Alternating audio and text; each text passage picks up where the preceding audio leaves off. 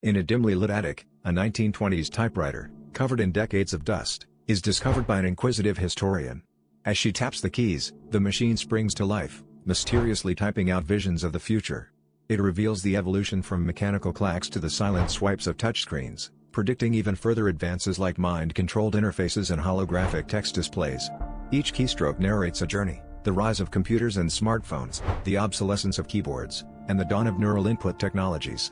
The typewriter's final message is a chilling prophecy, a future where text is not just inputted but seamlessly integrated into our very thoughts, blurring the lines between human and machine. As the last letter is struck, the typewriter falls silent, leaving the historian in awe of the incredible trajectory of text input technologies.